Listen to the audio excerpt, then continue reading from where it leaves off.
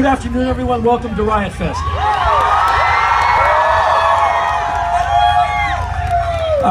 My name is Henry Rollins. And today I am the moderator of what's going to be a fantastic panel. Thank you so much for braving the weather, for standing still. I don't think it's lost on any of you that a couple of years ago, a very brave group of punk rockers slash performance artists slash activists in Moscow, Russia, known as Pussy Riot, went on into a church in February of 2012 and did an action that landed two of the group in jail for about 21 months. The world heard about this. You heard about this. It has been the vision of Michael, who runs Riot Fest, to bring some members of Pussy Riot to Riot Fest. This year, he succeeded. And so today, we have Nadia and Masha from Pussy Riot. We have Tim, vocalist of Rise Against. We have Greg from Bad Religion. And a woman named Marcel from Bust Magazine. And I am the humble moderator, hopefully keeping the conversation going bravely along for the time we have together. So if everyone's ready, let's bring them onto the stage. Thank you for your attendance.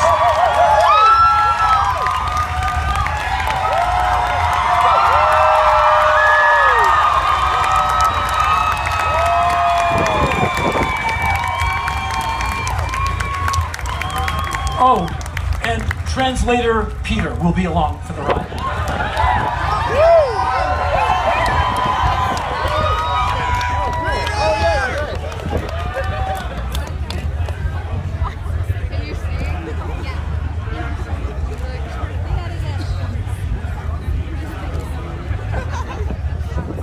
Thank you, good night.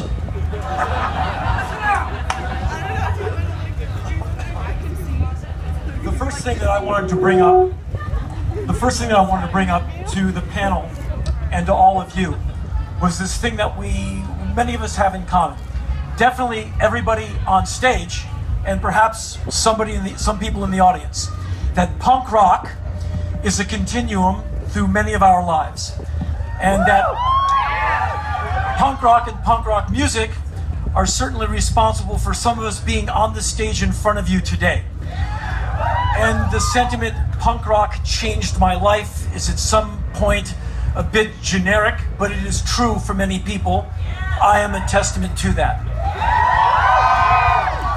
In my humble opinion, one of the greatest humanitarian movements of our lifetime.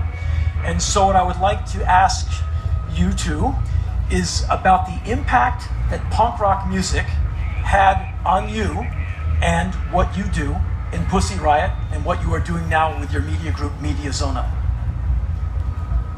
Hello guys. First of all, Hi. Thank you for coming, and it's a pleasure to be here. We are very sorry, but we will talk on Russian, and he is my husband. He will translate.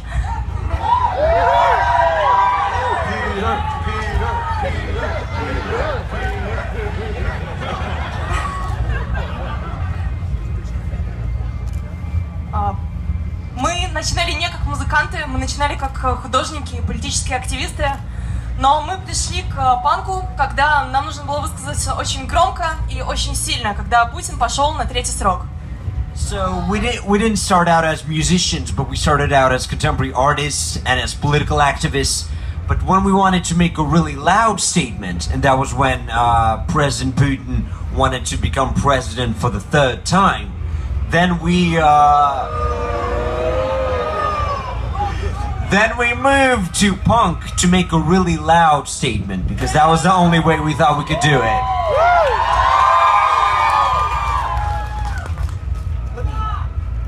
Let me throw this to you guys. Would any of you tell us about the impact of punk music on your life? Greg, I'd like to start with you, since you have been writing and recording music. Well, you're 50? Something like that. Okay. All right. You're 50, 27, but you've been writing and making records since you were a teenager. And so That's true. It's been a huge impactful thing in your life.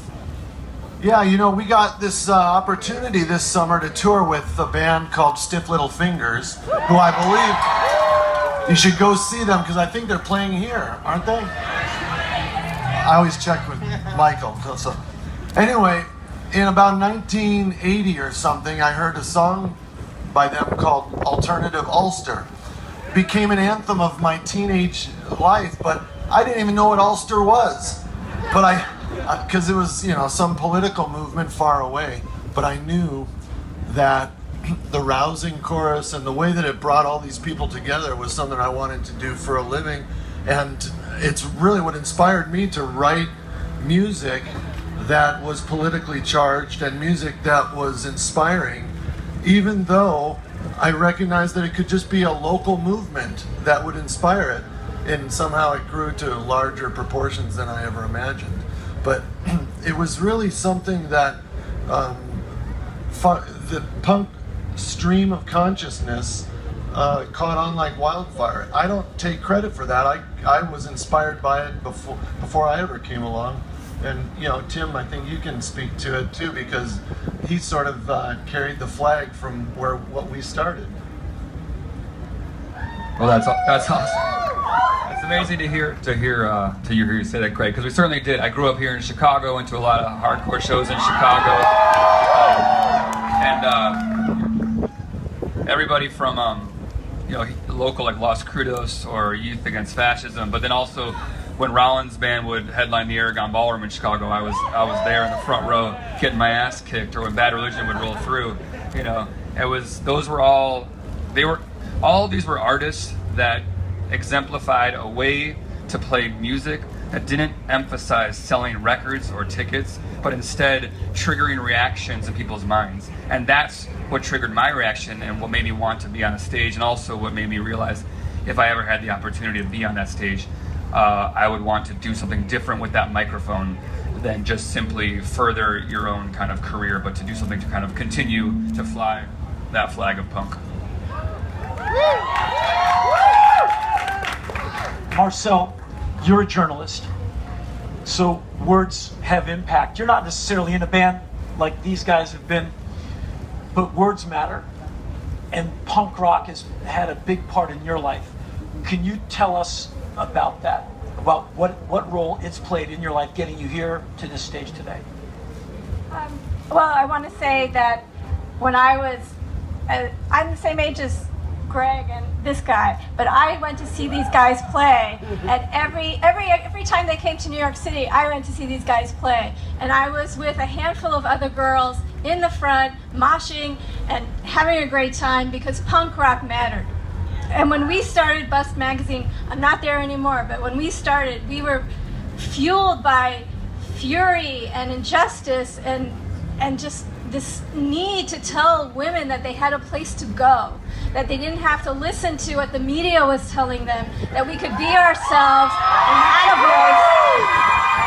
voice. And so when Nadia and Masha and Pussy Riot came out, how excited was I as a middle-aged mom to see these women continue to carry the torch of injustice, anger, feminism, art, everything.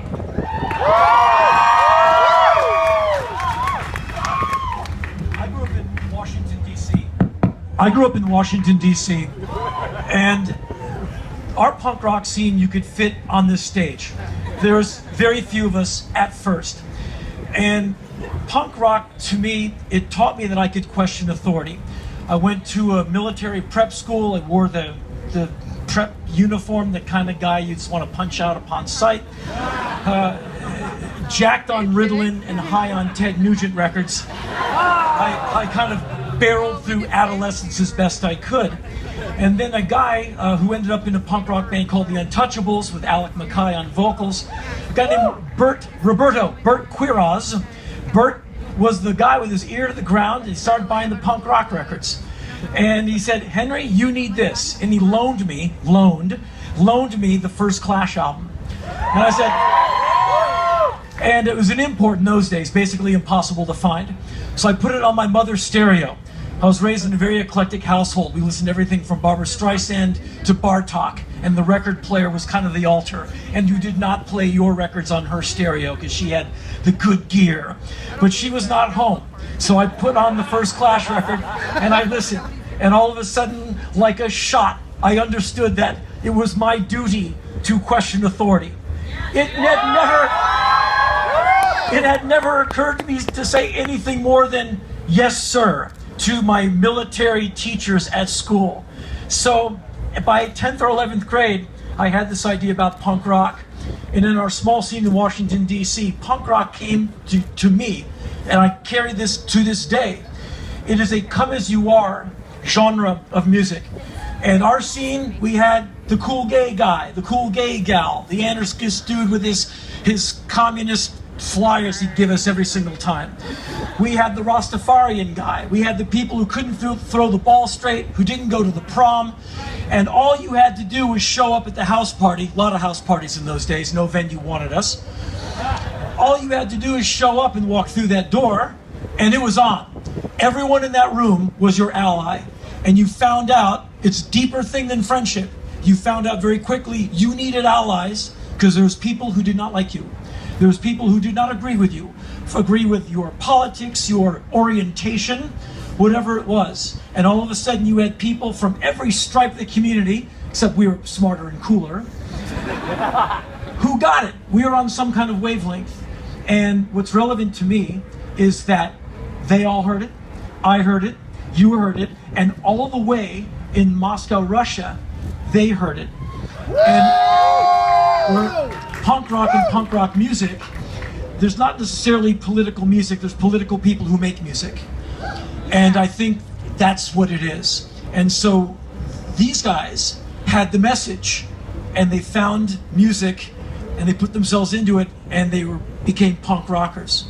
And so for you, lyrics, songs, punk rock music, this is not mere foot tapping, have a good time stuff. It is a vehicle for action. It is a vehicle for change. What do lyrics and songs for Pussy Riot and you, what does that mean? And what punk rock bands did you listen to years ago when you first discovered this genre? Да, мне кажется, действительно надо сказать о том, что слова для нас чертовски много значат. Именно за слова песни нас посадили в тюрьму. И First of all, I think it's very important to say that obviously lyrics do mean a hell of a lot to us because for the words in our song we were put to prison. окей. Я думаю, что сейчас панк видоизменился. Панк нельзя называть только музыкой сейчас. Панком может быть ваш жест, совершенный где угодно. В институте, на работе, в Белом доме. И мы использовали панк именно как жанр резкого, яркого политического высказывания против государства. And when we started using punk and feeling punk and getting into punk, we already felt that well, punk is not something from the music world anymore. It's more like a genre, it's more like a gesture you can do at your workplace, in the White House, on the street, when you want to do a really bold and powerful statement, when you want to be loud and clear.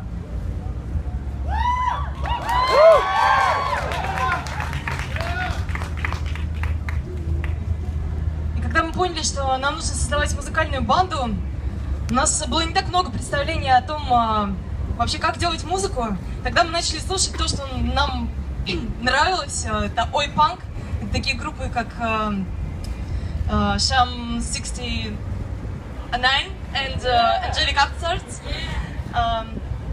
И мы просто, как настоящие панки, украли у них несколько мелодий и переработали их в нашу первую композицию, которую мы вынуждены были создать буквально за один день. Мы создавали на детской площадке под дождем, как сейчас. У нас был только один диктофон в руках и больше ничего. So when we started forgot about the translation. So when we formed the punk collective, we didn't really know a lot about music and how to do music and how to write and perform music. So we basically just started listening things that energetically appealed to us more at the time. Those were mainly English oi punk bands like Sham 69 or Angelic Upstarts, like all those bands from early 80s. And for our first song, which we had to, due to various reasons, create in basically a day, we just basically took some tunes from those collectives. And Like then real punks, we steal this we song. stole the tunes from them. And the first recording we did actually was done in a very similar setting. It was done on a very rainy Moscow day. It's not a day, it was night. It was nighttime. Because we had to do it in one night, and we had only the dictaphone. We had a small voice recorder that was used for that. Поэтому, мне кажется, Pussy Riot достаточно важны, потому что низкое качество нашей музыки как раз говорит вам о том, что каждый может делать панк, каждый может делать музыку, и то, каким образом нам удалось громко заявить о том, чем мы хотели сказать, не используя каких-то специальных музыкальных навыков, это как раз говорит о том, что панк доступен абсолютно каждому, и каждый может выразить свое недовольство и затребовать с чиновников то, что они должны делать с помощью музыки, с помощью панка. So, and the musical importance we felt about Pussy Riot was that with a very low quality, technical-wise, of your recordings, and without any prior musical education and knowledge, you can utilize all the musical instruments and feelings and emotions you need to appeal to authority in a way that actually will make authority listen and get moved and just feel what you want to say. So this is the musical importance we've always felt about Pussy Riot that we had in the early stage.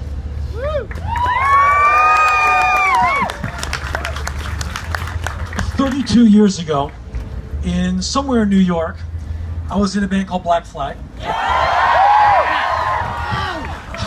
And we have an opening band that night. And they weren't exactly happy that they were opening for us. They were called the Angelic Upstarts. And I was a big fan, had the records, and they played, and they were very good. And they stuck around, and they watched us play. And Mency, the singer of the Angelic Upstarts, came up to me after the show. I'm like, wow, I'm meeting a guy, I have all of his records, I was so happy to meet him. And he said basically, you're a psycho. How do you sing like that night after night? And Des Cadena, one of the singers in Black Flag, very, very qualified man, he had turned me on to this stuff you use for your throat that I think he made up. 1 part water, 1 part hydrogen peroxide, and 1 part Listerine, and you gargle it. And I had 1 bottle of this that I had made, and I said, this is the right stuff, Mincy, take it. And I'll never know if he used it or not, but he did accuse me of being a maniac. All those things. Every single person on the stage is a writer and takes writing and words and their impact with extreme seriousness. Greg, you've been writing lyrics for well over half of your life, and they come out as records. At this point, not only do you do Bad Religion shows all over the world, but when you're not doing that, like right now, you're also a teacher. Just FYI, not only a teacher, but a PhD. And in my opinion, not an intellect to be trifled with. But I want to talk to you about... I wish my students were as enthusiastic as you guys. So, let's talk about punk rock, the power of the lyric, and the power of writing in words in your life. It's called Sunset. That was good timing. Quiet down over there. Okay. Well, Bad Religion started 34 years ago now. And A lot of you have been there for at least half that time. It's hard to find people who were there at the beginning, except we're on stage now. AARP. But I just knew. By the way, I'm 49. November 6th, I'll be 50. So maybe I'll come back and share it with you guys.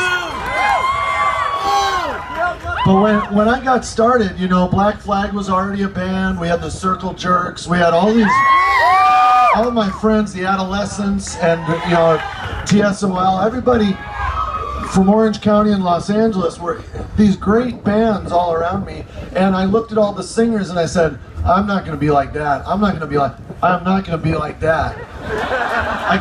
And you'll go far in life again. Only, but not in an insulting way. It was only because I knew that part of what punk was all about was you had to be yourself. And if I tried to be like one of them, you could see right through it. And I wanted it to be authentic. And so when I really thought about it, I thought the only thing that can really distinguish us is by what goes on up here, and the only way to translate that is through words. And so I really put a lot of people have been disappointed in the way that my fashion sense hasn't been so good over the years. Now they have a word for it, normcore. Where the hell did that come from? I just couldn't afford all the fancy clothes that the punkers wore, but anyway. But I knew that words meant something, and the words had to be the only original aspect. And because of what you said earlier, we are a collective group of accepting individuals. I always felt at home. I didn't care what I looked like, but I cared deeply about what I wrote. And that's something that I hope lives on longer than fashion.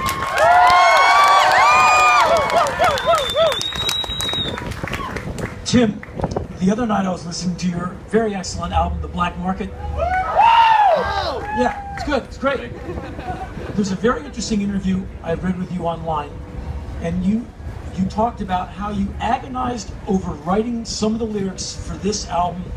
You said you went into some real dark places reaching for some of those words. And you said you take great care and consideration knowing you're going to be heard, and you sing very clearly. There's no getting out of what you are saying. With the help of your friend Bill Stevenson. What? Yeah, he brings it out of us. Not only is he a great drummer, but Bill Stevenson of the Descendants was also a co-producer on this record. Very good. And so